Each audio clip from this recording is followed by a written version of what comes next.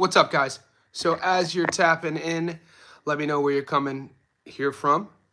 Make sure you like the video. As soon as you say what's up, like the video whether you're catching this live or you're catching it on our Johnny Says Boxing playlist. Also, guys, like we talked about yesterday, not a busy week.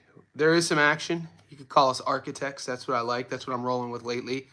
Designing schemes, designing parlays, or archaeologists, especially like a week like this. There's nothing on the surface. You know what I'm saying? It's not like we're walking through sort of like ruins and we could see artifacts and skeletons of old, prehistoric dinosaurs. There's nothing on the surface. What we do have are a couple cards that the sports books aren't releasing odds yet. One of those cards is a card in Manchester, the Misfits boxing card. Now, that Misfits boxing card is being promoted and they're selling it with Darren Till, Luke Rockhold. We know Luke was a former world champion in the UFC. I was actually at the fight in LA when Michael Bisping stepped up, I think, on 10 days' notice, and he actually beat Rockhold to become a world champion in the UFC. That was MMA, though.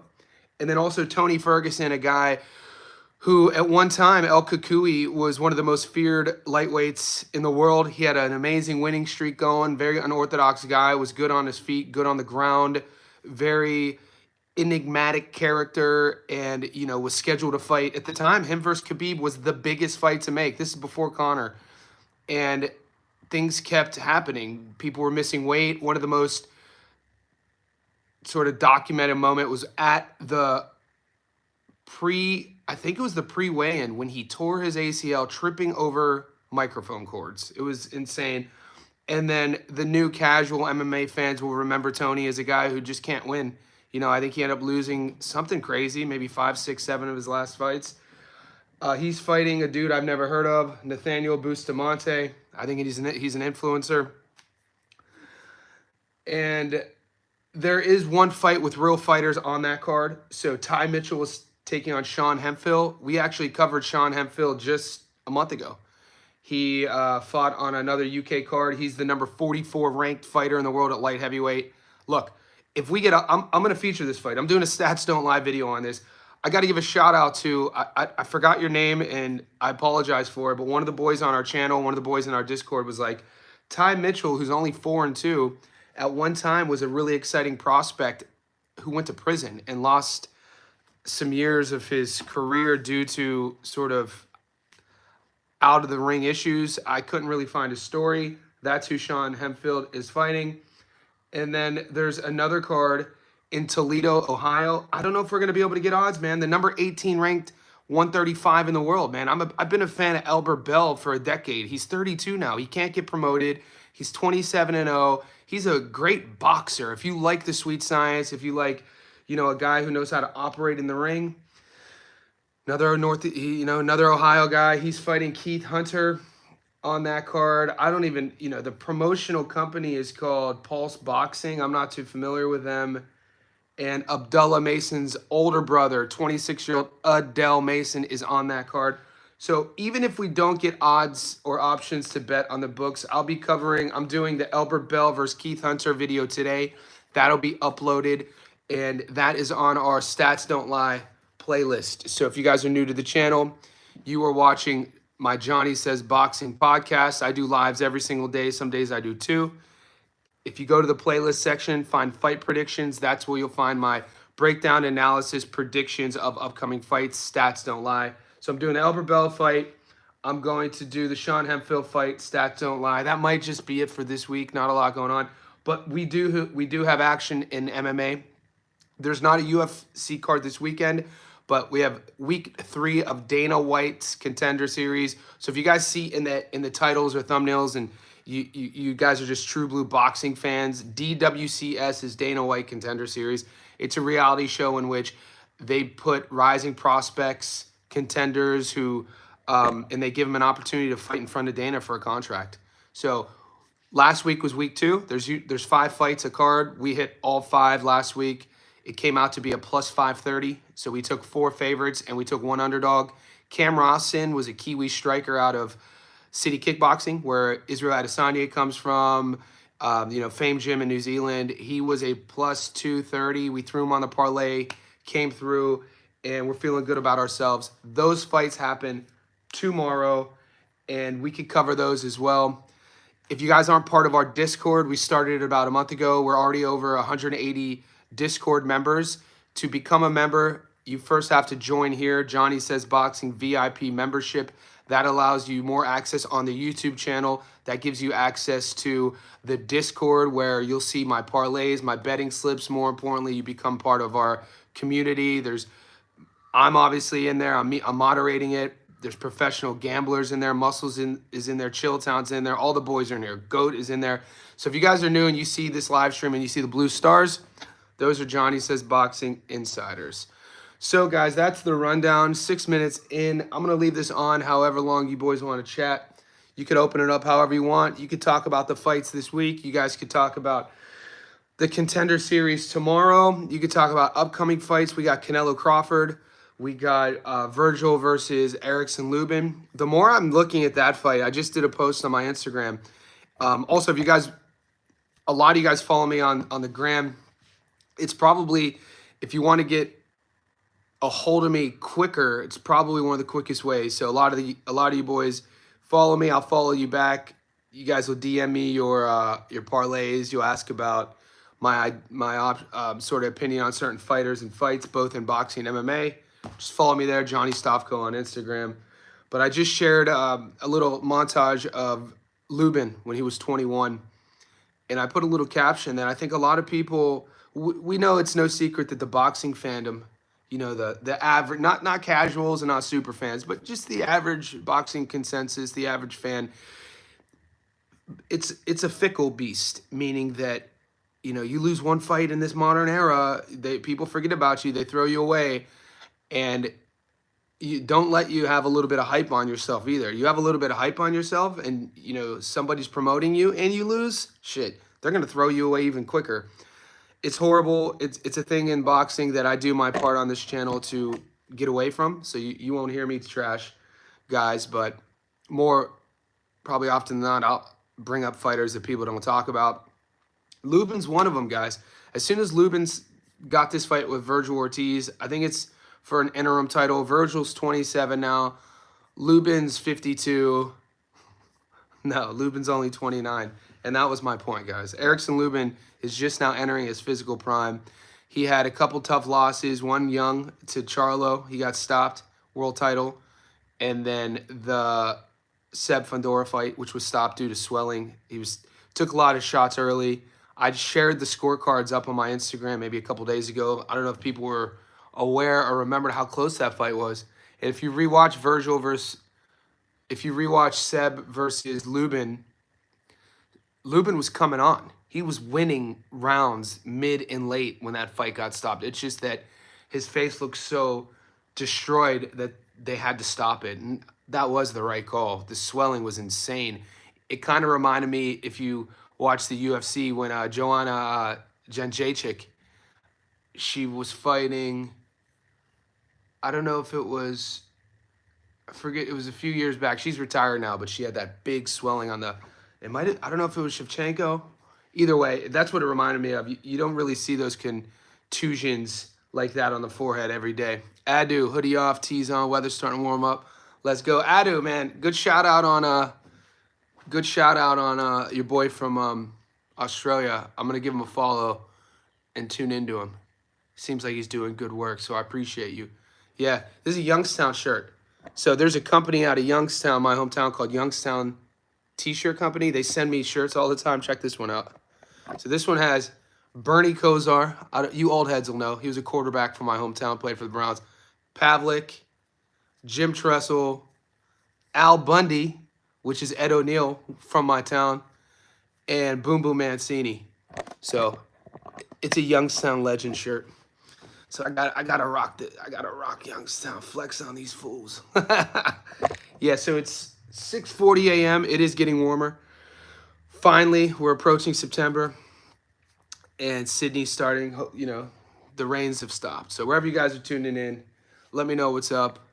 Zhang, yeah, it was Zhang. My bad. See, it was Zhang, not Who did I say? I said Shevchenko. Yeah, that was a brutal swelling. Zhang is hot. She could break my man. You crazy, Dwayne? Nobody. I would. I know you're. That's tongue in cheek, but she could break your nose anytime. You must like pain. Dwayne the Pain Styles. Is that your fight name? Is that your ring name? You get walked out. Um, but we were talking about last night on our second live stream about the people were kind of surprised about the current odds on Bud versus Canelo. And I thought that,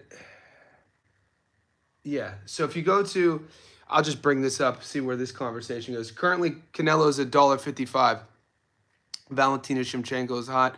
Yeah, she has her gun tattoo on her side. I mean, she's a shooter. You know, AK, she's like, it's well documented if you follow her. Yeah, she does sort of like, I think there's that place in either, I think it's California, Terran Tactical.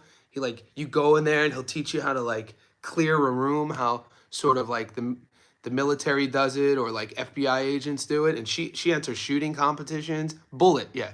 Shevchenko's nickname's Bullet. And because she's literally a shooter. And yeah, she's a fascinating character, man. Shevchenko is one of these women, former world champion, right? I don't think she has a belt anymore, but you know she would try. She speaks multiple languages. Her mother was like the head of the martial arts organization in her home country. She spent years in Thailand training at Tiger Muay Thai, South America. I think that's where she calls home now. She's just sort of like one of these global citizens of martial arts and just travels in her whole life picking up different skills. I remember when Antonina, her sister, Antonina Shevchenko, was a huge favorite. It was one of the biggest upsets. She was like a 7. She had just, I think it was her second fight. I went heavy on her to lose. I forgot who she was fighting. But yeah, whenever there's siblings, especially in anything, usually one is always going to be better than the other. I thought Antonina is better looking, but obviously Valentina is the assassin. He into that torture kink. DJ Green, you don't ever lie. He definitely likes that torture. Yeah, she got the belt back. Oh, she did get the belt back. All right, Migs. Yeah, she's been in the game forever, Valentina. Dude, when she was on her roll, like I'm talking before Alexa beat her, she was like, in the way Alexa beat her the first time, Grasso, how she lost her belt, that was insane. I don't think any of us saw that coming. DJ Green. So yeah, so the boys were saying $1.55 for Canelo. Right now on the money line, $100 on Canelo gets you your money back plus $55. And Bud is a $2.65 underdog. 100 on him gets you your money back plus 165. So Bud's not quite a 2-to-1 dog. And I'm looking at those odds, and it's like, because what's happening with guys who are this good, who have been in the game for this long, with a fight this magnitude, it's gonna, everybody's gonna be watching the fight, and so we're gonna be dealing. I mean, the fight goes down in a few weeks. We're gonna be dealing up until fight night with people who are gonna tell you Bud Crawford's gonna win just because he's better than Canelo, and people are gonna tell you Canelo's gonna win just because he's better than Bud. But those are sort of the conversations I don't like having. I like having the conversations with logic behind it and reasoning. DJ Green says, how do I feel about Mick Conlan versus Jake Bates? And Conlan's chin seems to be gone. DJ Green, I'm actually sort of shocked that Mick Conlan's fighting again. I got to be honest with you. When he was on his run, he was fun to watch. But certain guys throughout a career carry their damage better than others, and certain guys don't. We've seen it. We've seen guys look amazing, and then after one tough loss, everything changes. And Conlan, in my opinion, at 33, I feel like he should have retired. I'm pretty sure he's retired before. He's an old 33. You know what I'm saying? I remember it was that Lee Wood fight. I think, when Lee Wood stopped him in the 12th, that was a war.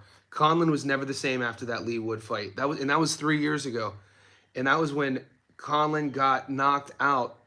Isn't that when Conlan got knocked out and fell out the ring? It was a bad knockout. Yeah, he fell out the ring. That was and you know, Conlon was never the same. He then went on to beat Mariaga and Garfi. Luis, he got stopped against Lopez. When Jordan Gill stopped him, and no shade on Jordan Gill. Jordan Gill's great story.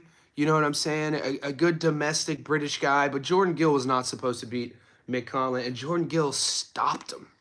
You know what I mean? In the seventh. Conlon got dropped in the second.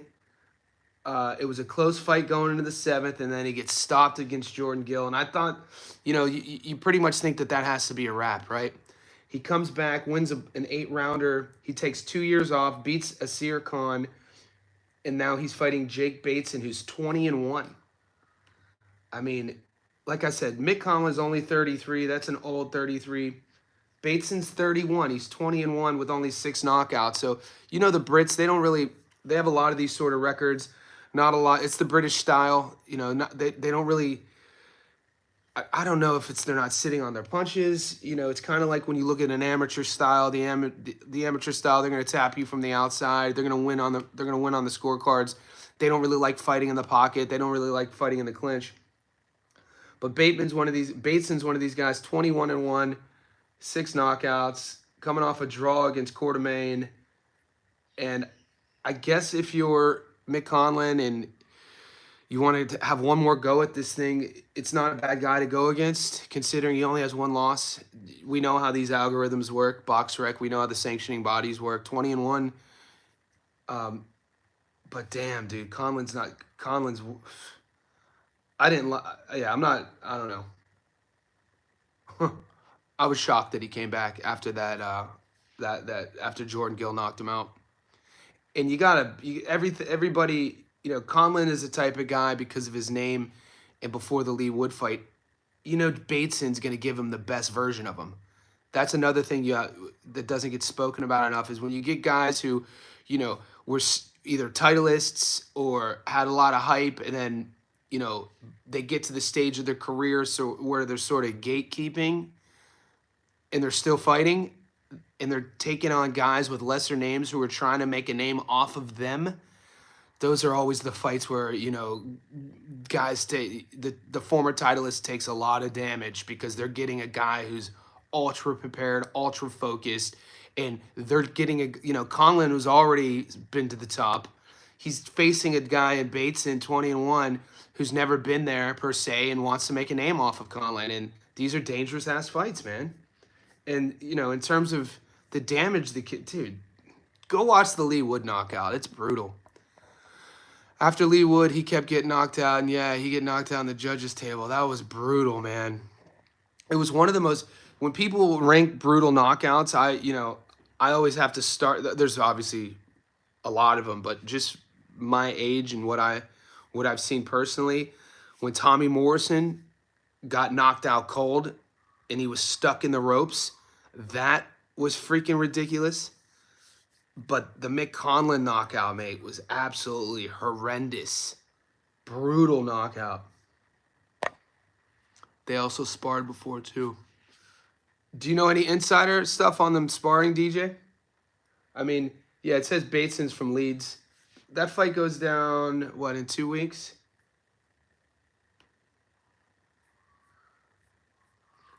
I mean, Mick Conlon, he's a fun fighter. Like, you know what I'm saying? He's an entertaining fighter when you watch him.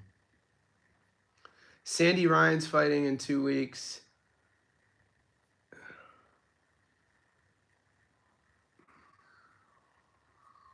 Tyrone McKenna.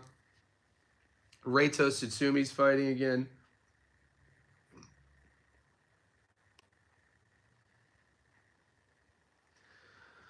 Yeah, Mick Conlon is fighting September 5th. Iglesias versus Shishkin. I've been waiting for that fight for like a month. Osley Iglesias versus Vladimir Shishkin. That should be a good fight. Iglesias, huge favorite here, $1.12. That's interesting. I gotta be honest with you. Do you guys think those odds are good? Do you think that Iglesias is gonna just dog walk Shishkin? At one time, people were talking about this guy was the dude. He's already 34, 16-1, 10 knockouts. He's coming off. He lost to William Skull. Yeah, Iglesias going to smoke him. DJ says, I wish I had some insider info, but I'm thinking Jake is going to bring it to him. I'm going to send some messages out, DJ. You know, as we get closer to fight week, we put the birds out. You know what I'm saying? That's what we used to say growing up. It's kind of like if you're from, New York, it's a thing. Well, Tyson used to, have pet birds. But in a lot of, this goes back to the old Italian neighborhoods too. Whenever they would see, a way to sort of signal if the cops are there or if sort of the enemies in the hood, send the birds out. Now we use it as a metaphor. I'm sending text messages out these days. Michael Collin is fragile. 100% Julius. Julius, you brought up something in our Discord either yesterday or the day before. I wanted to talk to you about it. It was a hot take about... Julius, what was your hot take yesterday? Because I'm sure you'll remember it. It might have been about... It was either about Brian Norman or Devin or maybe Virgil. Kiza B, what's up, buddy? Iglesias going to smoke him. Yeah. You think Shishkin survives? I guess that's going to be the only, right? That might be the question, DJ and Kiza.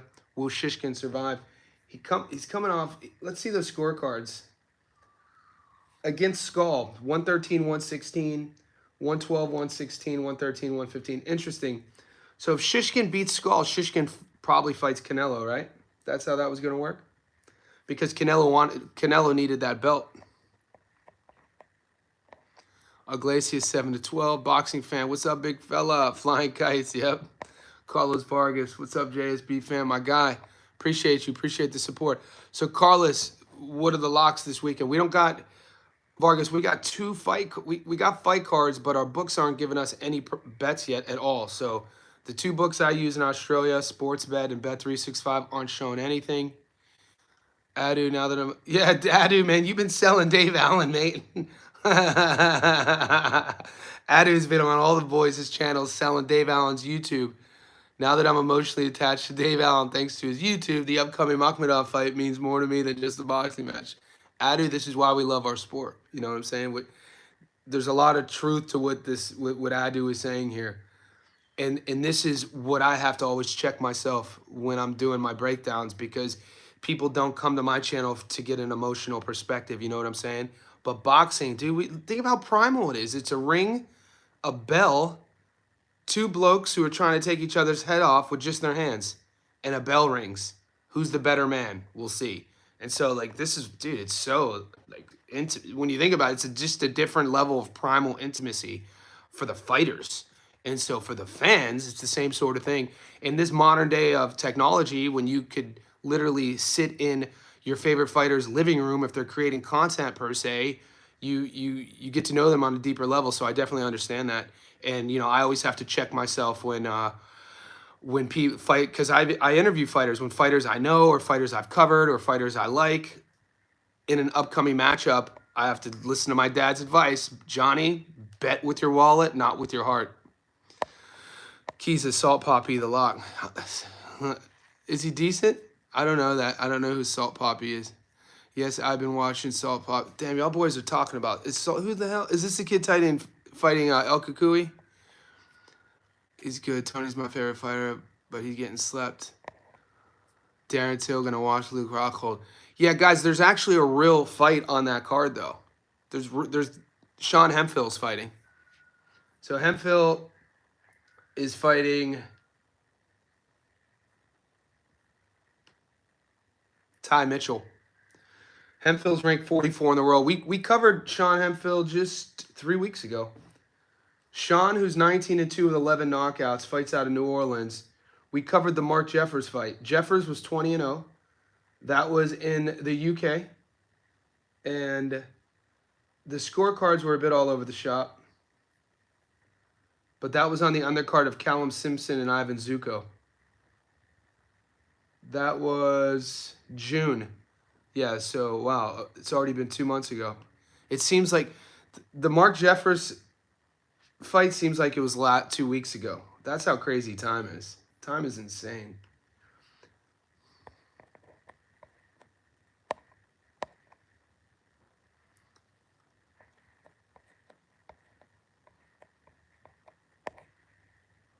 Hemphill should win. I don't know why they matched Ty.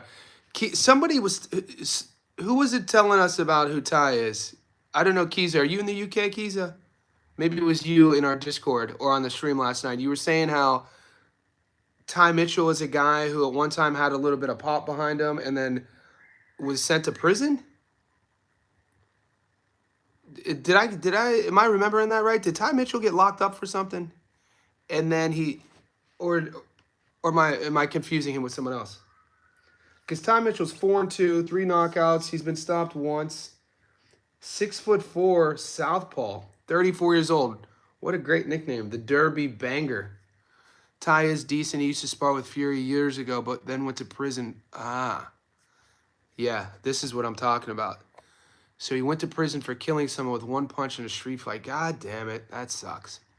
That is horrible. I had a friend who did that in Youngstown. There used to be this golf dome in Youngstown. It was actually pretty dope. It was literally what it sounds like. You just go there to drive golf balls, and there was a bar. So of course, Youngstown, Ohio, all the Midwest U.S. put a driving range and put a bar, and create a dome over it so the boys could go and do it year round in the snow, get all piss on liquor, and then get into some fights in the parking lot. My buddy got into a fight.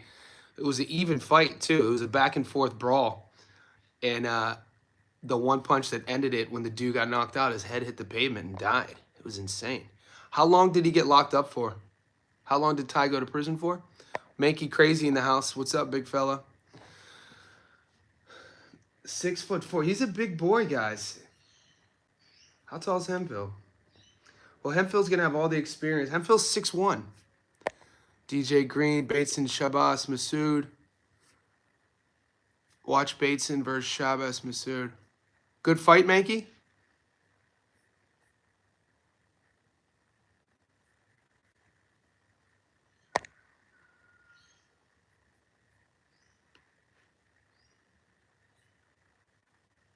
Are any of you guys getting any options on that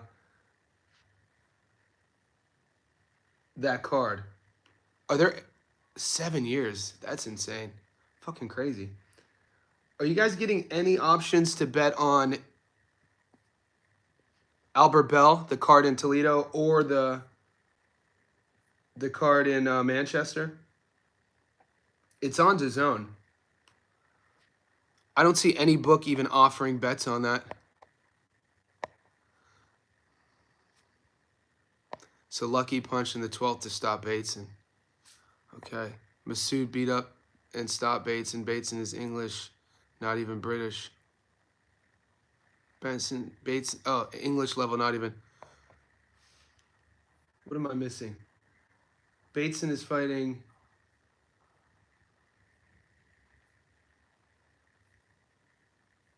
You're talking about Mick Conlon. You're talking about the Mick Conlon fight, right? Bateson's the kid who's fighting Mick Conlon. So you're saying Masood beat up and stopped Bateson. Bateson is English level, not even British level. Masood hurt Bateson in the 5th. Okay. I think I'm caught up now. Yeah, so is anybody getting books on the Misfits boxing? Are you guys able to bet on these fights? Julius says Mick Conlon got stopped against Jordan. Yeah, we were talking about that, Julius.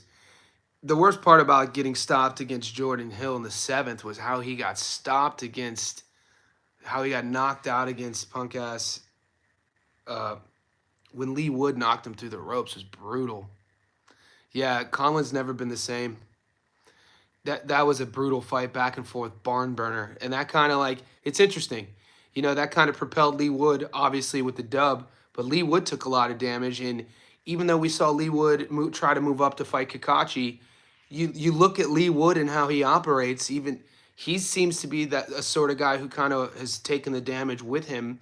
And, other than, being susceptible to some cuts, his durability... I mean, Kakachi did stop him, didn't he? But Conlon's never been the same, mate. There will be odds. They're not out yet. Okay, same. Julius, Mick Conlon peaked in the amateurs. No action, but yeah, let's eat.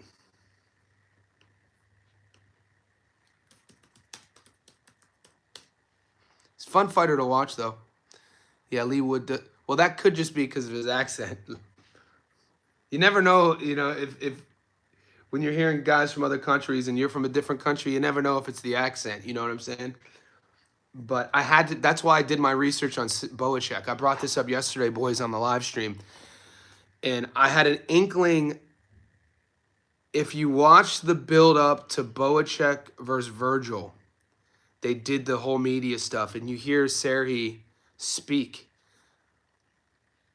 and then you look at he's glossy, man, his eyes, and then you hear him speak, and maybe he just wasn't up for Michael Fox, but mate, yeah, if you're Serhi Boacek's handlers, I don't know, he doesn't look like definitely does not look like the same guy. Doesn't sound. You could hear it. You could see he has a tick. He has this bit of a stutter, and he kind of has this a bit already. And I guess the sparring too, man. I should have listened to my brain to bet the draw on Rivera. Boys, dude, the draw's gonna kill us, isn't it? So mad about that. Good. It should piss you off, DJ. I don't. No, you shouldn't like L's. I'm still pissed off, dude. But come on, there's some. What decision? All right, what decision pissed you off the most about this weekend? For me, there's been a couple actually. This past weekend alone, I was actually shocked that they gave Cordova a draw.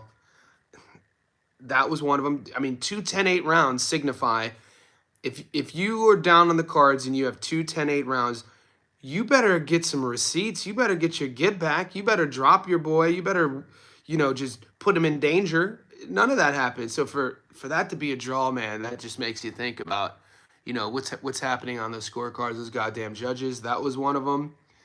And then the draw actually saved me, though, because Chamberlain Rafferty. I had Rafferty on the money line, and I use a book now in Australia where the draw doesn't ruin your parlay, it just voids the fight. I got to be honest with you, man. I had Chamberlain winning those late rounds.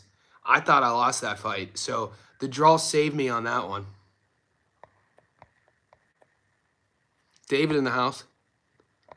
What's up, Eister? Draws can pay a lot, especially if you draw them. Of course. After 2 10-8 rounds, I'm like 100%. DJ was insane. Yeah, Tellez is insane too. Tellez's performance, we'll never get answers about Yanis Tellez, but I swear, dude, it looked like he either had, I don't know how big he is. They said he's only 5'10". 154 pounds isn't, you know what I'm saying? He doesn't look like he has a massive frame. So when I watch a guy who's struggling to get off, it looked to me Tellez was struggling to go through the gears. Now, how much of that was him not really expecting the pressure from Barral? Barral's pressure and the way Barral kind of operates, he doesn't do one thing exceptionally well. He's not exceptionally fast. He doesn't have one-punch knockout power. His reads, his feints, nothing jumps off the sort of paper when you're watching Barral fight. But when you put all that together, especially that front foot pace he puts on you, you got to see how Tellez, he struggled with that. And then Tellez made this sort of decision somewhere in the 3rd or 4th round where he was going to stop using his lateral movement and he was going to allow his ego to get the best of his fight IQ, because I saw a really low fight IQ from Tellez. People are going to talk about he got dog walked, he got beat up. You could talk about all that, right? But in order to get dog walked and beat up, you also have to get beat with your game plan. You have to, it's chess, guys. You ever play chess? I'm sure some of you boys are very intelligent. It's strategy. Strategy is a huge part of the game. So when you rewatch Tellez versus Barral, Barral didn't have to change anything. Barral kept to his game plan. Tellez never forced him to go to a plan B. Never changed anything. In the 3rd round, Tellez is already flipping from southpaw to orthodox. He was already switching stances. I think I first saw the first stance switch in the 2nd. And the 3rd, he actually did it. And I thought I was talking about this in the Discord. I thought Tellez actually looked better from the orthodox stance in the pocket. He was a little bit more defensively sound. I didn't realize he would have such lack of power. There was nothing coming back. And that made me think, like, damn, maybe he had a rough weight cut, because he usually, the book on Tellez is he could crack. And, even his speed, he had the speed advantage, but it wasn't there wasn't explosivity. And to finish my point from the fourth round on, he made a decision to fight him in the pocket the entire time when it's like, you know, the point A to point B style Barao is doing, he knows his finishing point. He wants to get you flat-footed. So for me to see Tejas sort of accommodate that, especially in the mid rounds when it was still kind of like, how are they scoring these rounds? You know, is Tejas up? Some of the boys had Barao winning every round. Some of them are really tough to score. But then, you know, from like the 6th, 7th, and 8th, it was kind of like Tejas made a decision to kind of live or die by the sword in the pocket. And, you know, the one thing you can't say about Tejas is that he's not brave. He showed me a lot of bravery, a lot of courage. He's a dog. I like that about him, a take-home point. You know, you know that he's not going to quit on himself. So these are things that people aren't going to talk about. Even though he busted our parlays, maybe this is me being a hopeless romantic and an optimist by nature, but I take that with Tejas. I'm like, all right, I know he's a dog now. Like, that's good to know moving forward. He's not going to quit on himself. My you know, growing up, there was a phrase, I ain't never been no punk. So you could see Tejas, he ain't never been no punk, meaning that, you know, it looked to me he had a cracked jaw. He didn't quit. He didn't get, you know, he got dropped. He came back up. So, yeah, my whole point is you got to make Barao make decisions. You got to make Barao's game plan is super easy to dissect, though. So some of the boys in the Discord like, Barao will beat Boots. Psh, slow your roll a bit with that. Slow your roll. That was the hot take, Julius. That was the hot take. You said Barao would beat Boots at 54. I thought that was an insane comment. So let me catch up after that little rant I just did. Punk ass Jake Paul. Cordova fought like bullshit. I usually bet on draws. I thought Rafferty lost too. Yep. Tejas fought more experienced fighter. You could see it. Yep. I hit everything but Tejas killed my parlay. Welcome to the club, big fella. Brooklyn in the house. Brooklyn. Good thing I had cab chasing skills for the 90s. I'm always going to listen to my head and go, come on, boys. Listen. Intuition's a big player. Tejas had zero inside game, incredibly amateurish. Yeah, Julius, you got to think about, like, I'm pretty sure Tejas' coach follows us. Tejas' Coach Bermudez, right? We could ask Coach Bermudez when he pops in again. Be like, what was... Dude, we have all the answers, guys. Coach Bermudez coaches Tejas, I'm pretty sure. He coaches Rohan, too. He's always on our chat. He's a member. He's in the Discord. We could ask him when he pops up. Coach Bermudez, if you're here, what was wrong with Tejas? I watched Virgil and Madrimov again, and man, I can't believe I had Madrimov winning. Verge was... you had Madrimov winning, Eister? Verge did what he wanted against Madrimov. Madrimov wasn't the same Madrimov, though, against Bud that he was against Verge. B-Money, I think Tejas got tired and couldn't use his legs. Something happened, B-Money. It was evident, right? Barao, dark horse at 54. Could be. Muscles, Jordan and Kobe, better than... You crazy. LBJ, baby, the king. Akron, Ohio. AK Ron, let's go. I will never bet on guys at 54 again in my life. I'm glad I hung it up before Saturday. Yeah, Eister, we know you don't like 54. It's all good. Tejas probably got his own way, 100%. Xander's highest got best feet at 54. Is the best feet at 54? I would take Josh Kelly's feet over Xander's feet. People sleep on Josh Kelly, man. Josh Kelly, I think I would take Kelly to beat Zayas. I gotta be honest with you. I'm taking, if the fight goes on, I'm taking Kelly to beat Murtazayev too. You guys think I'm insane on that. I don't think Murtazayev is the guy that everyone thinks he is. Josh's feet, his movement, his reaction, his speed. Who has a better... Dude, people forget Josh's jab, too. Go rewatch Kelly's tape. Watch his jab. His speed on his jab is insane. And he could crack. Boots would knock out Barao 100%. Barao's food. Looking forward to your live stream with Tommy, Muscles, and Gary. You boy, everybody's talking about the live stream.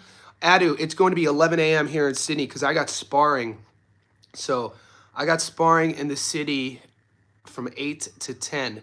So it's 11 a.m. my time, Saturday morning, 9 p.m. in America, Friday night. We're doing that live stream with Tommy, Razor, Tommy, Ranon, and Muscles and Gary from 3D. They said Charlo's going to fight a Barao. Well, they said the sanctioning bodies might. Boot stops Barao. I agree. What was wrong with Tejas? What was wrong? Tejas! I think Charlo would have a better chance of beating guys like Virgil and Boacek. I'm done. The Charlos aren't even in my mindset anymore. I mean, I think, yeah, they're not in the conversation anymore, boys. Abreu has a chin. The other guys mentioned. You know what Abreu does well is his defense, and what Tellez did. I didn't expect Tellez not to have that. I didn't expect Tellez to have limited power. You got to break Abreu's body down, dude. If that dude comes at you, you got to use angles and rip under those elbows. Granted, he's here and he has a good defensive shell, but there's a way to get through there. Like I think Virgil would stop Abreu early. I think Virgil stops Abreu, before 8. It would probably take him 8 rounds to break him down, I think. Muscles, Josh Kelly's feet different, best at 54. All right, Muscles. So me and Muscle Brown, we had a little bit of a debate for the last 24 hours with the NBA, but we've come to an agreement with our boxing where it all began, where the boys met. I agree. People, how do you, yeah, who said somebody who had the best feet? They said, who did they say had the best feet at 54? I'm like, what are you talking about, dude? Xander Zayas has the best feet at 54. What? Josh Kelly's feet are insane at 54. But I believe Virgil and Boacek would beat Abreu. It's weird. Oh, yeah. Virgil would break Abreu down. Boacek, I think. Look, I learned more about Tellez than I did about Abreu. No shade on Abreu. I'm not sold on him.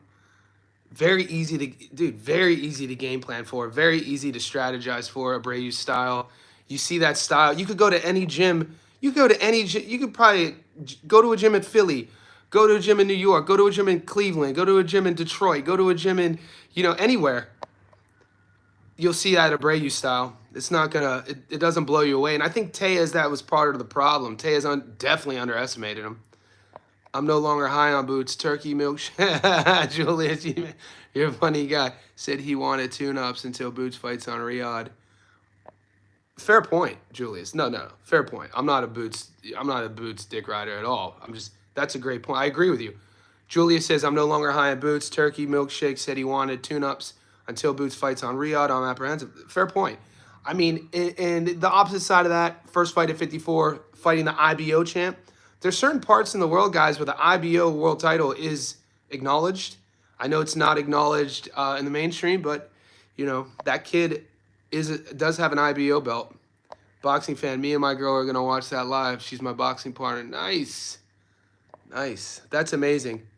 That's a good relationship. See, my girlfriend, she doesn't like violence. She's my yin to my yang, which I need, so it's awesome, too. Virgil had a really busted up face against... Dude, it's boxing. I mean, it's boxing. Having a busted up face is boxing. Josh Kelly be tiring later. Julius, he has adjusted his style as of late. He's gotten a lot less.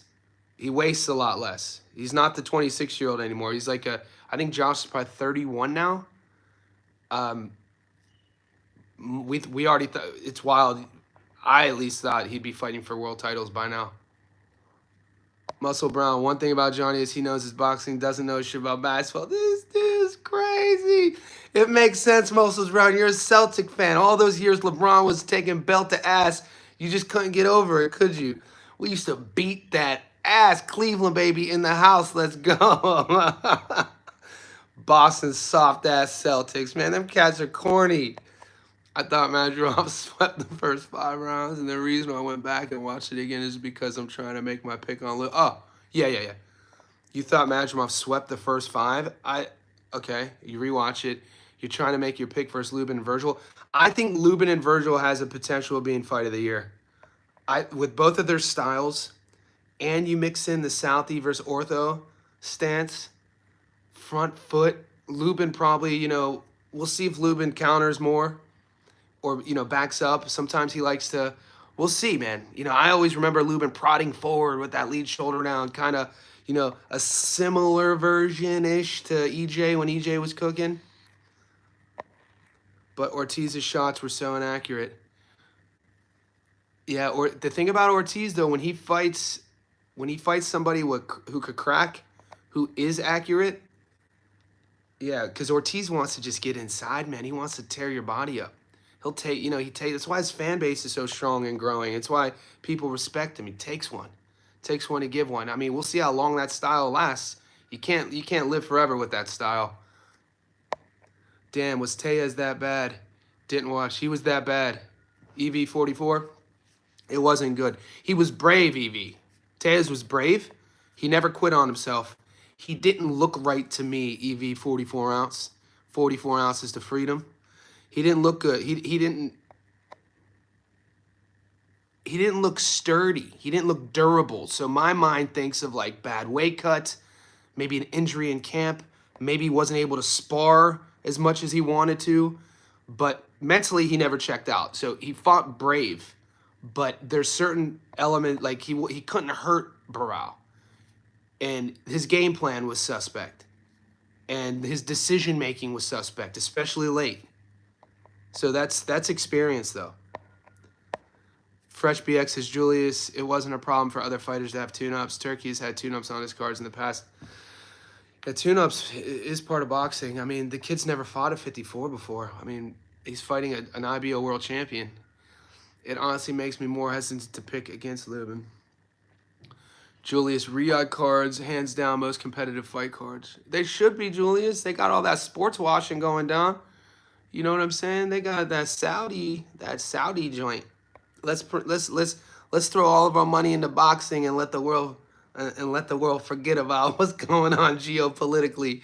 Come on, man. Saudi Arabia is taking the page out of the 1936 German page, the Munich Olympics. It's the same exact thing. It's sports washing. It's been going on forever.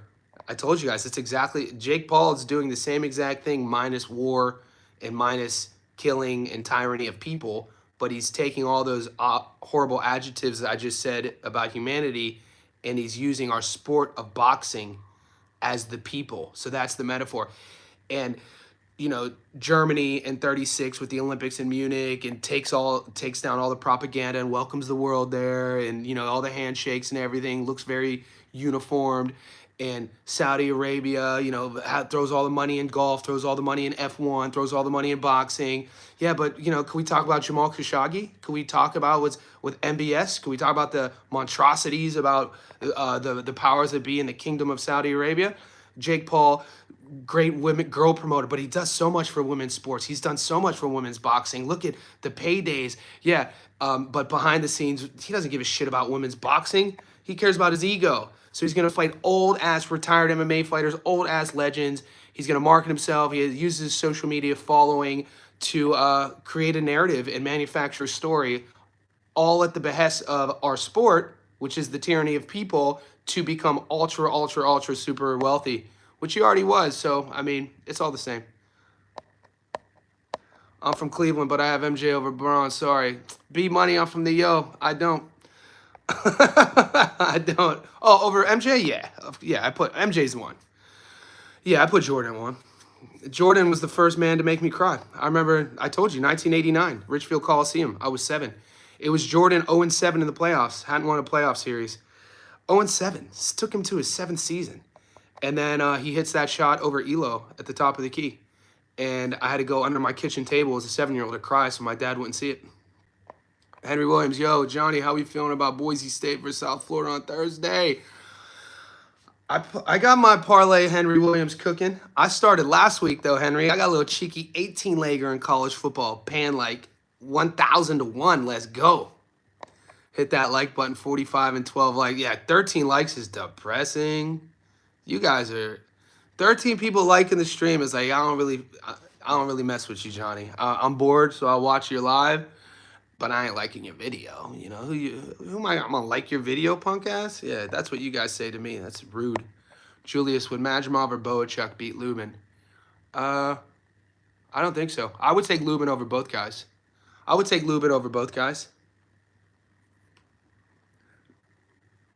FX coaching, do you think Tank beats Shakur? Hell nah. Hell to the nah. Shakur taps that ass. I've been saying that for years, though. I've never been high on Tank. David Eister. Yep, I had the first 5 rounds for Majimov. I gave Virgil the 6th and the 9th. 10th was a swing. Majimov won the 11th, and I gave Virgil the 12th. But as far as scoring, I thought it was... I'd have to rewatch it, David. It's a fun fight. I did a breakdown on my channel. I used to do this video series right after the fights. I would do either it was or it wasn't a robbery, basically reviewing what I just saw. And one of the last ones I did was Verge versus Madrimov. So I want to watch what I said, and then I'll watch the fight. MJ had his career high in the cap. Of course, dude, MJ did everything against Cleveland. Come on now. MJ became MJ against Cleveland at the Richfield Coliseum. I told you that. But MJ won 0 rings without Scotty. MJ 6'6", dude. LeBron, I was telling LeBron does things on the court that MJ and Kobe only wish they could do. Also, something you boys don't talk about. MJ couldn't play the 5. Kobe couldn't play the 5. LeBron at any given time would play the 1, 2, 3, 4, and 5. And in 2007, even though we got swept against San Antonio, look who LeBron took to the finals.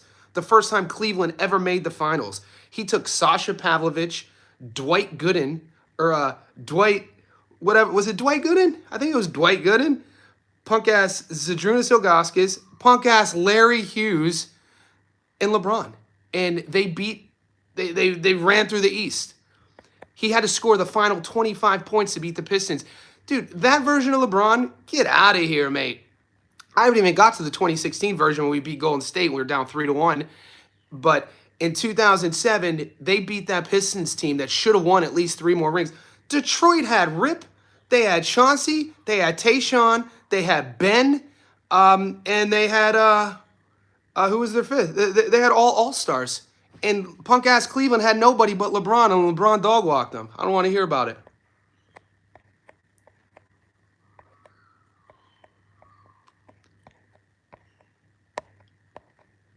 Sandy Ryan returns next week. Sandy Ryan bodied up, boy. I'm here for it. I got Shakur beating Tank, too. Yeah, Shakur dog-walks Tank. The reason I still think Ortiz is going to beat Lubin is because Lubin is not durable. Durability, but Ortiz, man, you can't say Ortiz is ultra durable. Granted, he's never lost.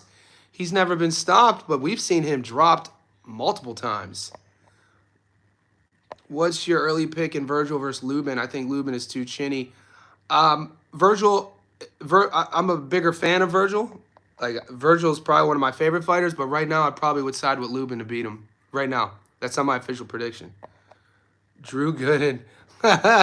Dirt. Pathetic. Drew Gooden, Dwight Gooden was the pitcher. You know what I'm talking about. Doc Gooden, the stud. We're going to need them locks on college football Discord. Big fella, they coming. We'll come. They're coming. I'll put them up, boxing fan. I watched that 25-point game against Detroit. Me too. It wasn't he scored 48. He scored the last 25 points. He scored the last 25 points at the end of the 4th and an OT to eliminate the Pistons. You boys are insane, man. LeBron is that, always will be that dude. And also, I should also mention, because I'm from Northeast Ohio, the Cleveland Browns never won a Super Bowl. Before the merger in 1960, they had won multiple championships with guys like Jim Brown and Otto Graham. But once the merger happened, they never won a Super Bowl in the modern era. The Cleveland Indians, some of the best teams in the 90s, never won a World Series. We lost in 95. We lost in 97. We lost in 2007. Great teams, never won a World Series. The Cavs never won a championship. So my sports franchise, where I come from, never won a title. You come from Northeast Ohio, come from nothing, from the streets of Akron, Ohio, and you bring us a world championship to Cleveland? Get out of here. Go. 6'9", 280, dude, in his prime. Who's guarding him? You guys are insane, dude. Jordan, dude, in their primes, I'm taking LeBron. I have to. I'm a loyalist, though. I take LeBron over Kobe any day of the week. I take LeBron over MJ, too. That's it. I'm standing on that hill. Let's go.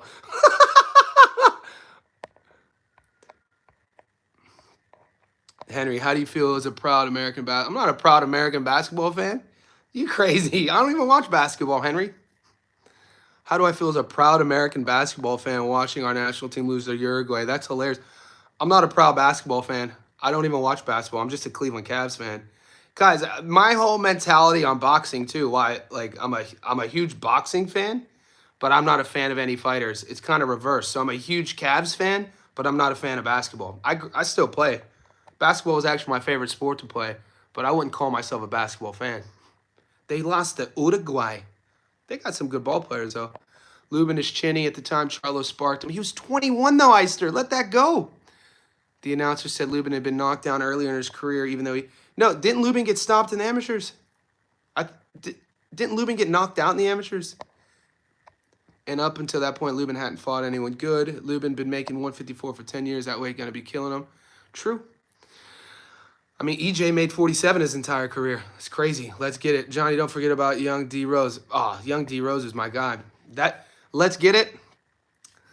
I get emotional when I think about Derrick Rose, mate. One of my all-time favorite commercials of all time is that Gatorade. It was either Gatorade or Powerade, and it's Tupac reading his poem, The Rose. You know, you wouldn't ask a rose that grows from the concrete. You wouldn't ask him about his damaged petals. These are my damaged petals. This is the concrete. Don't ask me why.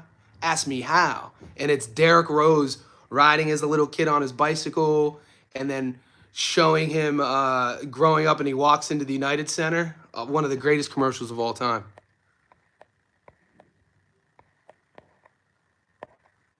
MJ didn't play the 5, but he'll drive every cent. He's too tiny, man. MJ, little tiny MJ would have got walked, boy. Hakeem Olajuwon was one of my favorites. See, I got to be honest with you. The greatness in Michael Jordan is this.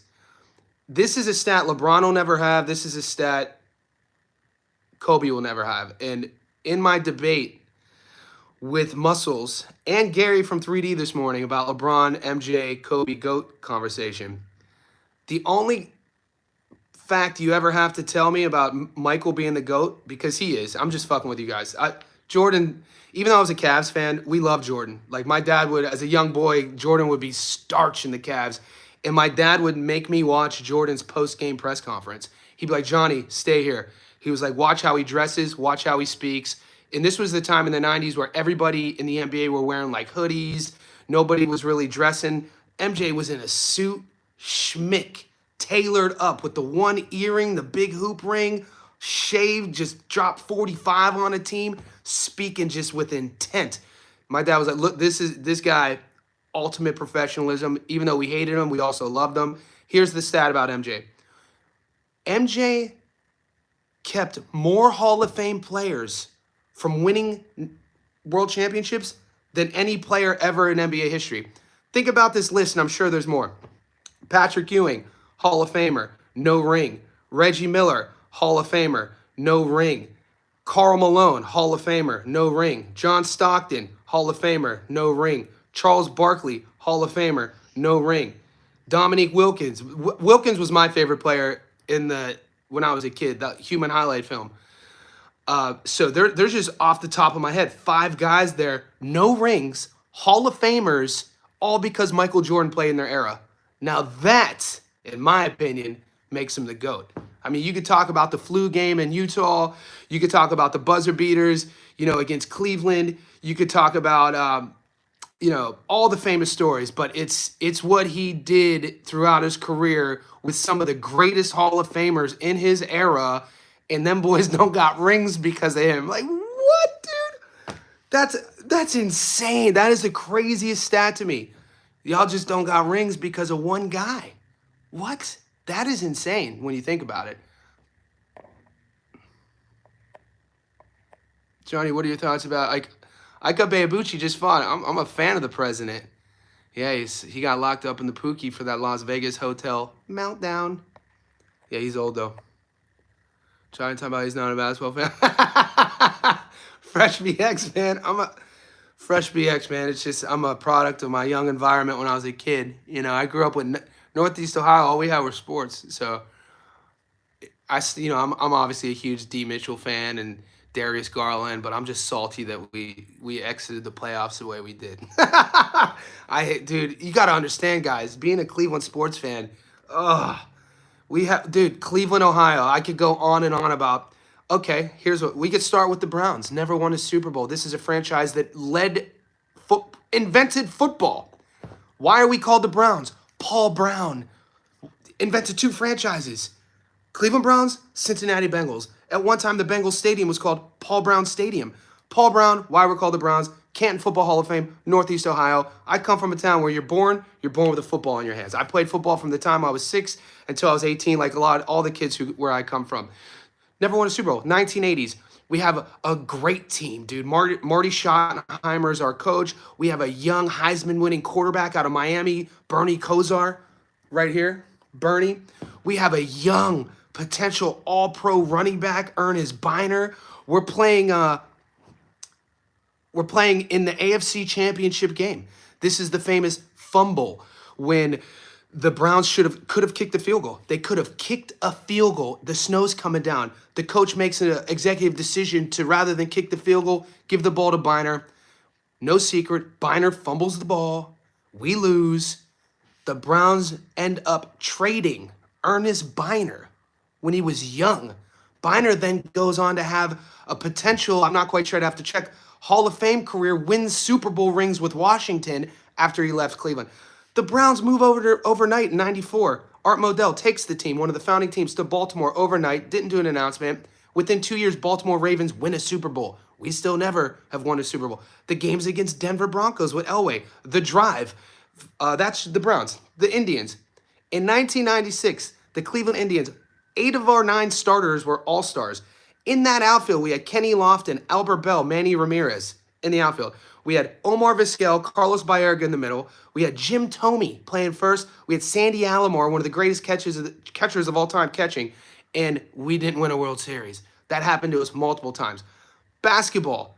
So the whole point is, in 16 with LeBron, you'll never be able to talk me out of being a LeBron fan. Even though he left, the dude came back and won a title for Cleveland. Come on, dude. That's insane. They should build the statue right now. It should be a 50-foot bronze statue.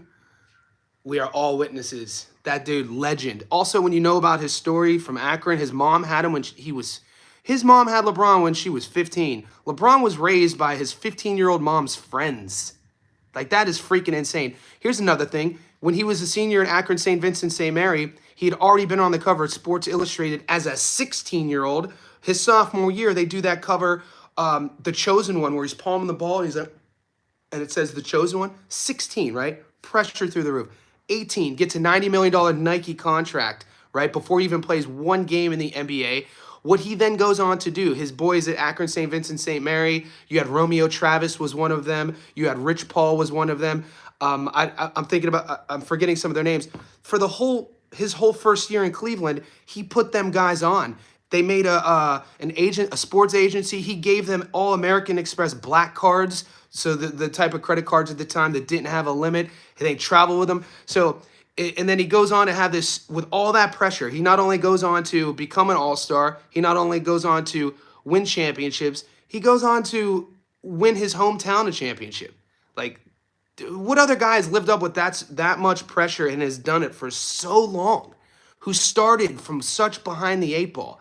If you guys want to talk about, Kobe grew up, Kobe was a military family. He was born in Italy. The dude was private school raised. We know he went to high school in, Lower Merion in Philly. Michael Jordan, good family as well. This is nothing against good families. We all want to come from good families. Unfortunately, that's not always the case. LeBron started, if this is the 8 ball, LeBron started like 39 blocks behind the 8 ball. So that's another thing.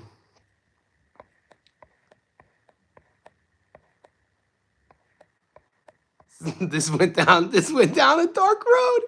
Sorry, guys. I apologize. I told you I don't like basketball. I thought the fight was close. I'll get back to LeBron's a good dude. Y'all good story.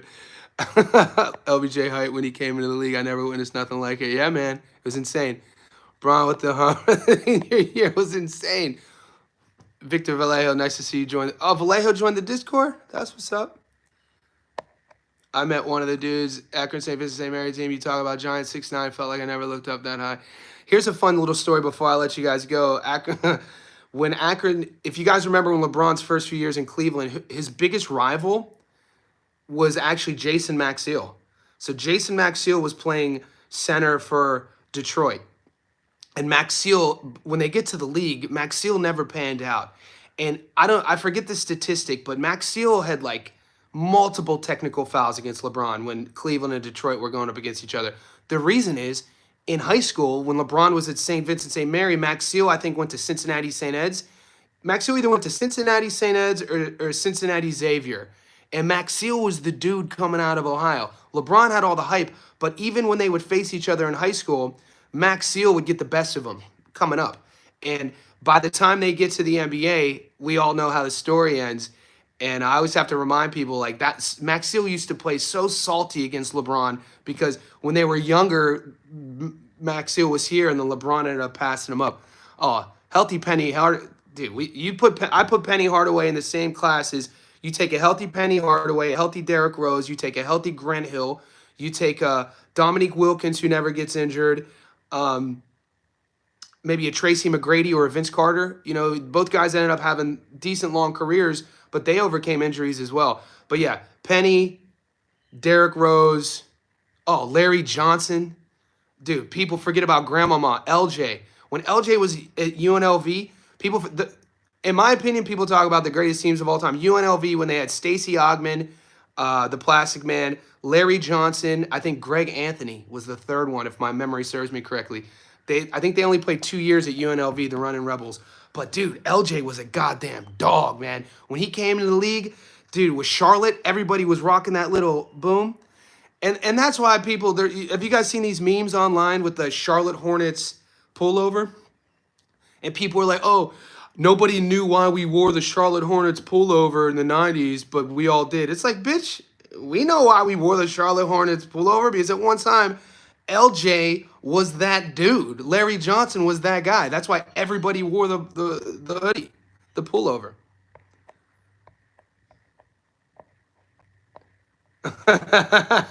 Frankie, healthy. Oh, Brandon Roy was the dude too. There's a lot. I guess the list is bigger than I thought. I guess because Brandon probably cut his teeth in Portland, and I didn't see a lot of his games. But Brandon Roy was that guy. Ball player. Joel Embiid, stay getting hurt. Dude, he looks good for his age. Really. You guys are too kind. Lamont Roach and Gabriel Flores, give me a break. Yeah, David Eister, I agree. Tank is a huge hype job. Guys, it is 7:30. There ain't nothing to talk about. I'll leave it on. There's 30 of you. When this dips below 20, I'll get off. But somebody start a topic. What do you guys want to talk about? You guys got me cooking. It's Tuesday morning.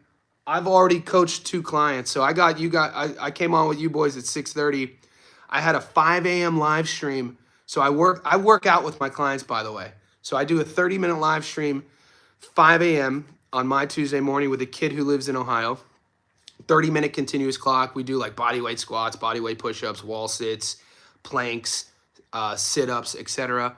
And then I do a 5:45 a.m. similar session with a client on the live stream who lives in Sydney. And so those are my 2 back-to-back. I get you guys at 6:30. And then I have a client. I got a deadlift. I got a power lift. So I'm deadlifting and squatting in the same session in about 2.5 hours. So I got nothing to do. Victor, up to you, buddy. Big Dubs, love to fully support. Appreciate you, Victor Vallejo, my guy. David Eister, damn, that's happening. Didn't know about that. Boxing Fan says, Lamont Roach versus Shakur. What are my thoughts? I actually like that fight, Boxing Fan. I think Shakur's size at 135 would actually, when you mix Shakur's size, his reach, his speed and reflexes, and his sort of movement. The way Tank was fighting Roach in the pocket in the middle of the ring, and the way Roach was catching and shooting, I don't think he'd be able to get away with that against Shakur. Shakur's a bit too slippery for that, and I think Shakur would be the one catching and shooting. This is going to sound crazy. If Roach fights Shakur, and Roach fights Shakur how he fought Tank, this is a hot take, I think Shakur could stop Roach. I do. I think if Roach fought just as Roach fought Tank, beautifully in the pocket, catching and shooting, boom, boom. I think Shakur's timing. Shakur has better timing than Tank. Shakur has better speed than Tank. Shakur's bigger. Doesn't have that one punch crack. We know that. But I mean, I think Shakur's volume, way more volume than Tank. Tank, not a big volume guy. We know that. He kind of gets caught looking for his shots, which worked until it didn't work. I would be high on Shakur against Roach and probably would take him to stop him. But, I don't like future matchups.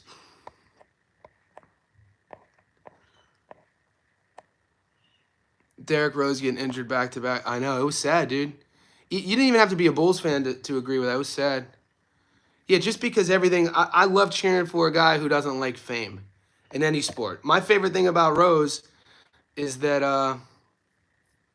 you know, he was kind of annoyed with being famous. He just wanted to go out there and play ball.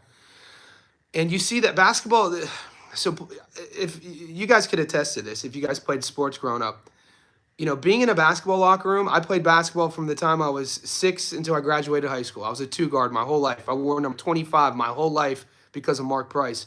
There's some basketball footage I put up on my Instagram. I still ball. I got a hoop. I got a court, a nice court right here. But you go to a basketball locker room, and this is at any level.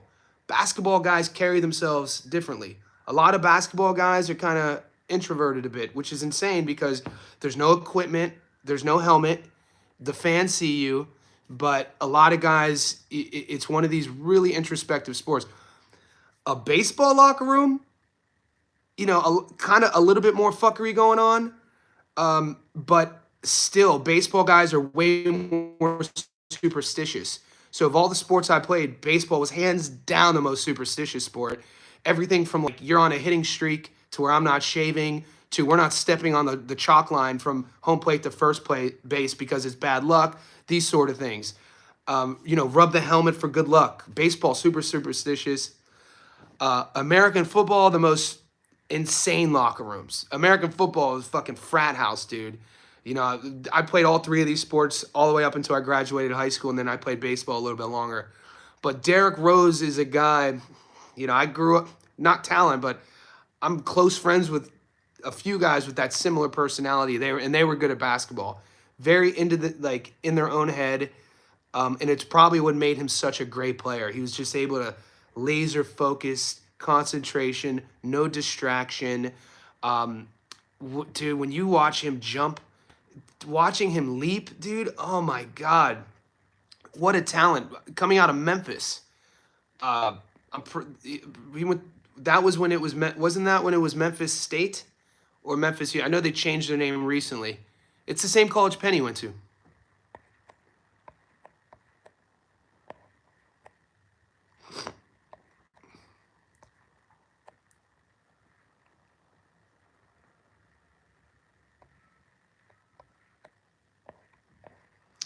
Jazz, that DAZN pay-per-view card has some MMA guy in it, Johnny, like Tony Ferguson.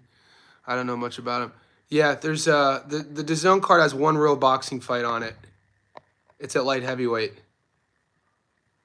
We got likes at 19. It's better than 12, boxing fans. 72 minutes in. What Roach is doing, claiming he wants to face good fighters and then ducks his tail. Who's he ducking? Who's Roach ducking? Gary Russell, 135 version, call Roach. Well, the 37-year-old Gary Russell Jr., you got to understand why Roach isn't ducking Gary Russell Jr. Roach feels like what he did against Tank. Why would he fight a 37-year-old, very dangerous, tough style with Gary Russell Jr. who can't sell? You know what I'm saying? So Roach is coming at it from a business perspective, and it's now or never for him as well. He wants to make that money. Come on, David. You know this game. He wants to make that money. Let's get it. I think so. Rose was a really chill guy. Didn't like to be asked for pictures. Yeah, and some people would get rubbed the wrong way by that. If you try to actually interact with him as a human, he was more receptive. Yeah, Darren Tell's Salt Poppy. Yeah, I ain't betting on Darren Till. Darren Till's fighting Luke Rockhold. Rockhold's a former UFC champion. Darren Till was a guy who never panned out. When Darren Till came on the scene from Cage Warriors to the UFC, all the hype was on Darren Till. This is a striker from Liverpool. This is a Cage Warriors champion. This is a kid who moved to Brazil because he got forced out of Liverpool, goes to Brazil. He speaks Portuguese. So Darren Till, and then, big, long striker, but then he would have weight cutting issues. And then there started being some cracks in his personality. You started seeing some cracks in his discipline. And, one of those fights that jumps out the table is when he goes back to the UK and he got starched against Jorge Masvidal in a fight that he shouldn't have lost. Jorge was a guy who cut his teeth at 55. You know what I'm saying? Great all-around pro. But that was a feature fight for Till. And look what happened. Gets starched against Masvidal. That was that famous afterwards. Jorge then went after Leon Edwards or Jorge's doing his post-fight presser, and Leon Edwards is walking, talking trash, and that's when Jorge's gave him the two-piece with a side of fries. So, and then look how Masvidal, I knew Masvidal when he was fighting in the backyards of Kimbo Slice's backyard fights. I remember watching Jorge Masvidal as a 16-year-old, and then he gets, he was always training at American Top Team down in South Florida. So, and one of the best nicknames in combat sports, Game Bred. If you know anything about game bred, it's a term used in dog fighting. Game bred is a term they use when your dog is game bred, fight to the death. And what a great nickname for a fighter. And so he had already been well respected in the fight game, already had a long career before that Darren Till knockout, but that knockout propelled him on a different trajectory into the mainstream. He ended up getting those, that big fight against Ben Askren, and then, on and on, title shots, title opportunities. Didn't win all of his fights, but Darren Till went the other way. And Luke Rockhold is a guy at one time, he was being dubbed the best athlete in all of MMA. He was being dubbed as this guy that, took the belt from Chris Weidman. Weidman is winning the fight in the first round and a half. And then Weidman, who's a wrestler, a grappler, Weidman had taken the belt from the invincible Anderson Silva. And, he knocked him out the one time, and then his leg got snapped on the second time. But Weidman was undefeated at the time, the All-American, and then he's fighting Luke, and then he goes for the spinning technique, a technique that we had never seen, and then gets taken down and pummeled and beat and grounded, pounded to death. Luke takes the belt. When Luke took the belt, people were like, this guy, he built from iron, you know what I'm saying? Not an ounce of body fat, trains like a goddamn savage. He was dating models. He was doing sort of like Prada ads, Southern California kid, and all the hype was on Luke. And then Bisping put his hand up. They had this rivalry. And then Bisping beat him on short notice, because I think Luke beat him the first time. And then Bisping knocked him out, going with an awkward combination, pushing.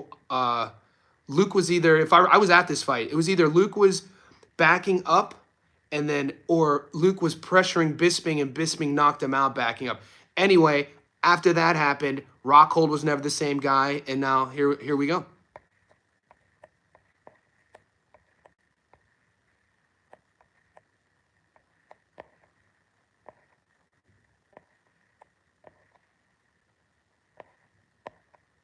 Schofield versus Roach. I'm here for it. I like that matchup.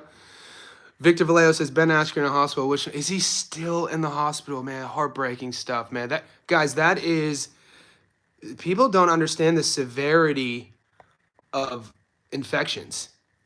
That is, he got it from MRSA. I'm pretty sure he got it, which is MRSA is an outcome of a really bad staph infection.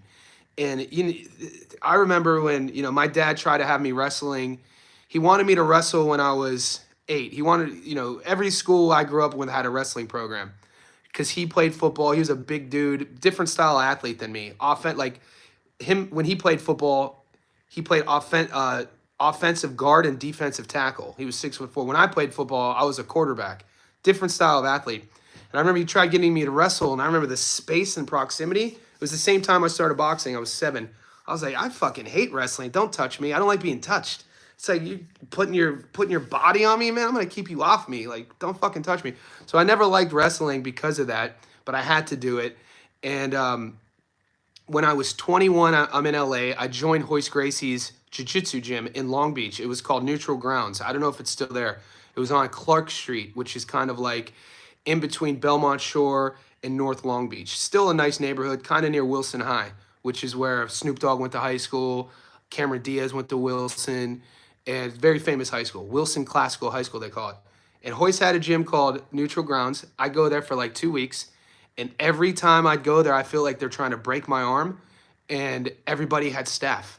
Everybody had fucking rashes and sores and nasty shit. And if you know me, dude, I'm like, I don't like nasty shit, dude. I don't like, people who smell and don't take care of themselves and have bad hygiene, messy people who don't clean up. I don't like any of that shit. So staph, anyways, and that's Ben Askren's. Wrestlers and grapplers always have it, because sweat and infection and cuts and scrapes and all that shit. Disgusting. So that's what he's in the hospital for.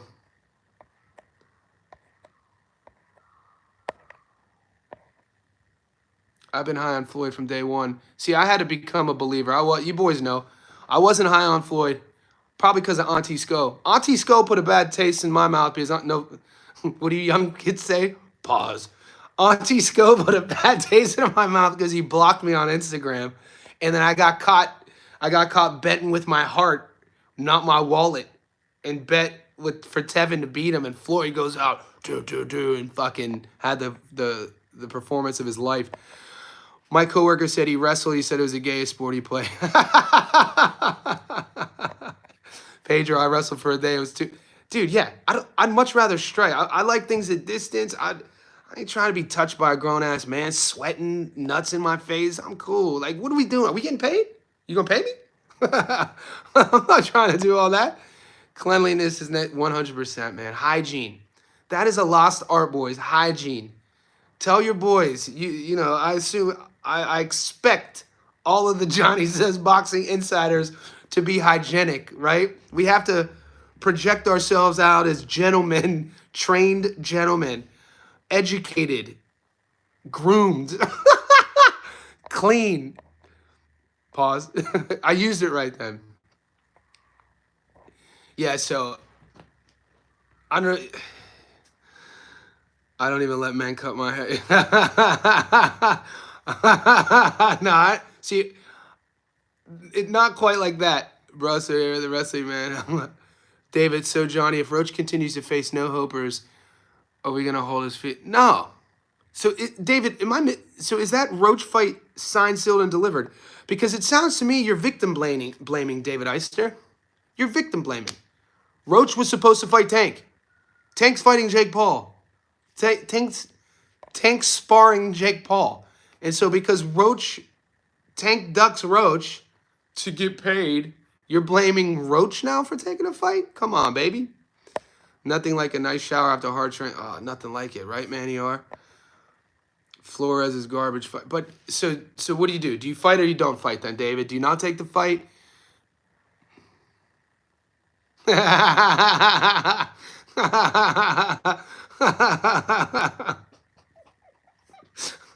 Yeah, guys, we're 80 minutes in. By this time, the live stream's just chaos. Chat about. I get that aspect. Yeah, David. So that's my issue. It's tough for me to. I didn't know Roach had a fight, but like you're saying, Flores. Because when we look at the full story, it would be I feel it would be illogical for me to go after Roach for whoever he's fighting, considering all things considered. This is excusable because all the other top guys are there. You know who we got coming up in 2 weeks, boys? We got Sugar Nunes fighting in 2 weeks. No one's talking about it. I'm super excited with that. So Sugar's fine. He's defending his belt. I guess, you know, a tough opponent. Not a household name. I really wanted to see Nunes versus Kakashi. I thought we were going to see that fight. Kakashi's training again. If you follow Kakashi's Instagram, it looks like he's healthy. He fought Lee Wood, and then he was supposed to... I was going to take Kakashi to beat Ray Ford. I mean, that's kind of controversial, but I think Kakashi, the version of Kakashi who beat Lee Wood, I think Kakashi's style would cause... If anything, Kakashi's style will force Ray Ford into a dogfight. I want to see Ray Ford in a dogfight. I want to see Ray Ford come back when he's down. I want to see Ray Ford get dropped and win. Like, these are things... This is why when guys get dropped, you'll never hear me call. I love when a guy gets dropped and comes back and wins. Abdullah Mason, I'm here for it. Nega Inoue, I'm here for it. You know what I mean? Like, the drama, there's certain guys who get dropped, they can't win. Like Mike Tyson. I mean, controversial, but it's no secret. You know, he couldn't be the nail. He was only the hammer. Not a lot of guys could come back from the dead. Chico Corrales against Luis Castillo. Kelly Pavlik against Jermaine Taylor. You know, not a lot of guys could do that. Some guys rely on just cooking, momentum. And that's why I kind of wish I wanted to see Floyd get dropped. I wanted to see Floyd get dropped in his career and come back. I want to see Bud get dropped. I actually want to see Bud get dropped against Canelo and see if he could come back and win. We'll see. You know, this is why I'm like Devin Haney. Devin Haney gets dropped multiple times and kept coming against Ryan. That's a narrative people should be talking about. Not Devin Haney runs or Devin Haney's dad or Devin Haney. No, dude got dropped multiple times and kept coming and lost a very close split decision. That's the narrative on the Garcia fight. And I didn't even mention Garcia doing the gear. I didn't mention Garcia missing weight. I didn't mention Garcia getting suspended for a year. So I like guys who get dropped and come back.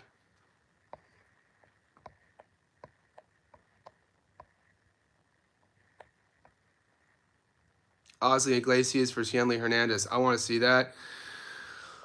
Heaven sent. I want to send Jonas versus Norman. Stanionis though has. You just want to see that. There's no Stanionis doesn't deserve losing and then fighting for a belt again. He has to win. Maybe put Stanionis versus Tellez. Oh my bad. Tellez. Who am I thinking? Stanionis versus Polanco. But it's not a good fight either. He did with Komatov. Didn't Ray Ford come back and win? Did he? Did he? Okay. Loma too. Andre Ward, an example of a hammer and a nail, also better be. Well, Ward got dropped against Kovalev. How about that decision, boys? Ward versus Kovalev, the first one. What do you think? Floyd versus Zab. Johnny, you sleeping that did was it? Yeah. Okay. I'm fresh. I'm speaking statistically, because statistically Floyd never been dropped. I mean, you know who had, in my opinion, had Floyd in the most trouble was Shane. I thought Shane could have stopped Floyd early. Rewatched that exchange, and then Floyd ended up recovering and then did what Floyd does. Or does what Floyd did. Did what Floyd does. Yeah, but Shane caught him nice. But yeah, I forgot about Zab. Diaz took huge bombs from Navarrete until finally succumbing in the 12th. I think Navarrete is more heavy-handed than Nunes. Oh, you think? Navarrete is super awkward than Nunes. Marquez against Katsidas. Yeah, not as skilled, though. Ryan broke his jaw. The dude, facts. Boxing fan. Haney is a beat man walking with Norm. Yeah, I'm it's hard for me to bet against Brian Norman Jr. You know what I'm saying? Like, how do I gamble on Devin Haney to beat Brian Norman Jr.? The boxing nerd in me is like, dude, Devin Haney's a good boxer. He has good hand speed. He is, he knows how to operate himself through a ring. He's good experience. That's the nerd in me. But logic, though. What have you done for me lately? What's the best version of Devin Haney, guys? What fight was Devin Haney at his best? We picked that one. What fight was Haney at his best? When was it? What fight was Brian at his best? Haney, pick one. Norman, he keeps getting better. You know what? It's really tough for me to pick against Norman.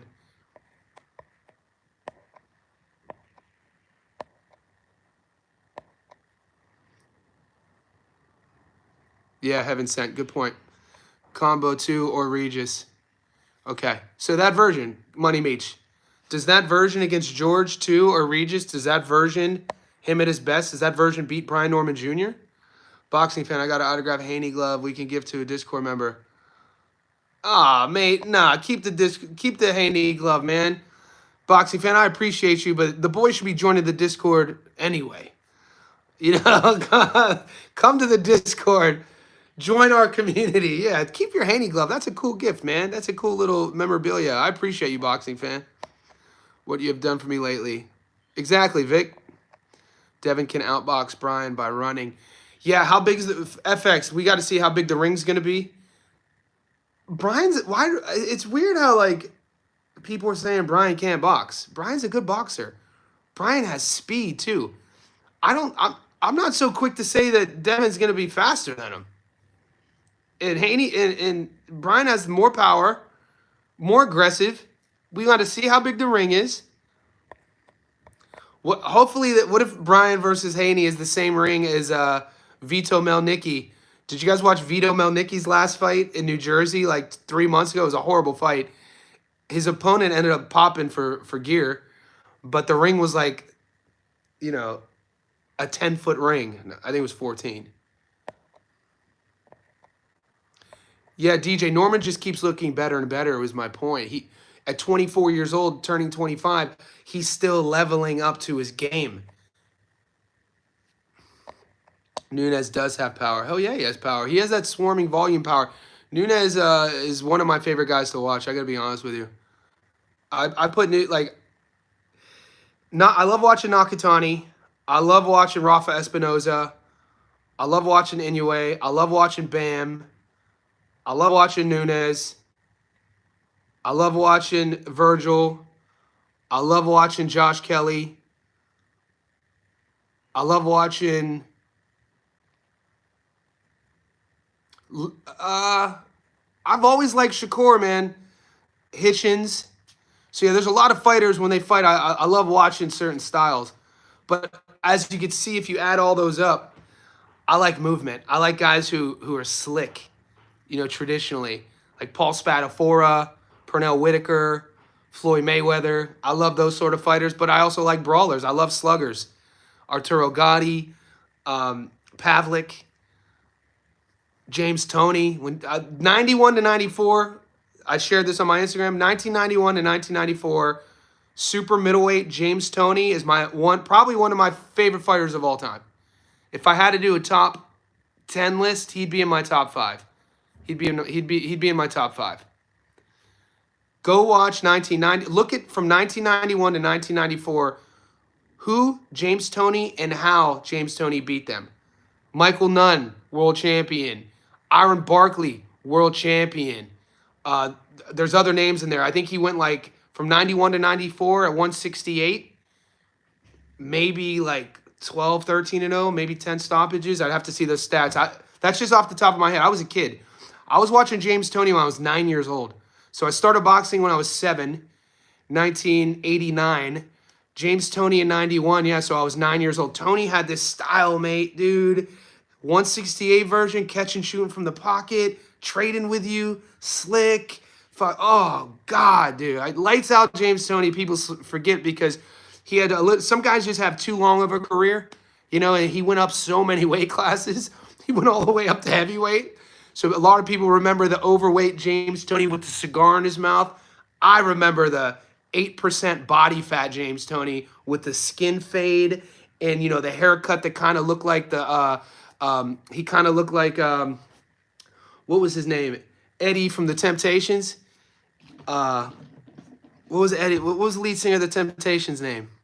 They've had like 4 of them, but the OG lead singer, Eddie. Tony, yeah, Mike McCallum, the body snatcher. Great fight. Great fight. But what version of Toney? A lot of people say James Toney's their favorite fighter, but I always ask what era, what version of him. Because some guys like light heavyweight version of Toney. That's why I had to reference super middleweight version. Because he fought big names going all the way up. Mike McCallum, the body snatcher. I mean, those two. John, you're talking about Johnny Tapia. RJJ, James Toney. Yeah, Roy. Roy for like 3 years was the best fighter on earth. Y'all must have forgot. Roy's one of my favorites too. But Roy, reflex fighter, insane. The knockout with his hands behind his back. Oh, what are we talking about? He walks his opponent. He's walking his opponent into this trap with his hands behind his back against the ropes and then slips. Pop! God damn it, he was insane. Roy was insane. Tapia was good. 2 weeks. Jamar Charlo. Mahmoud, sorry for spelling John. It's all good. MJ. Well, the years Roy. This is off the top of my head. This is what I rely on you guys to fact check me, by the way. Like I don't have a young Jamie like Rogan had. I don't have, I don't know how to pull up the screen. I don't know how to do all this tech stuff. So in my memory, why do I felt like it was like 3 years of invincibility, reflex fighting, not throwing a jab, knocking guys out with his lead hook. Maybe it was longer.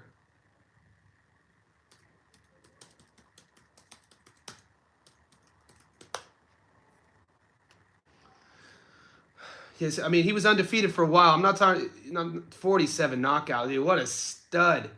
Okay, I'm talking about. So he got DQ'd against.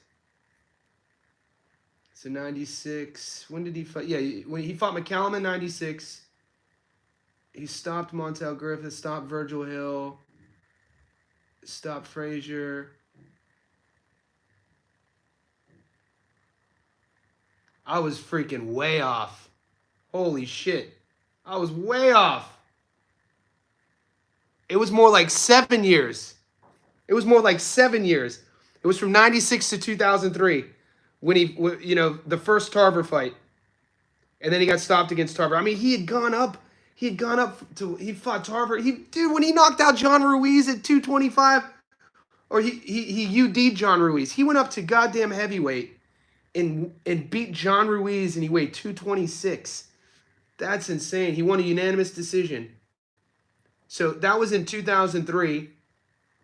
In 96, he was at super middleweight when he stopped, Tony Thornton. Damn, dude, you got to go back to 94 then. So 8 years. 8 years. So when he beat James Toney he beat James Toney in 94. So that was the peak. So that was like the passing of the torch then. So he beats Toney in 94 by decision at super middleweight. And then he goes 1, 2, 3, 4, 5, 6, 7, 8, 9, 10, 11, 12, 13, 14, 15, 16, 17, 18, 19, 20, 21, 22, 23, 24, 25. He goes 25-0. I don't count the DQ loss. He goes 25-0 from 94 to 2004, a decade. So I was way off, dude. 3 years. That's my memory. I smoked too much weed in college, boys. I was smoking way too much weed.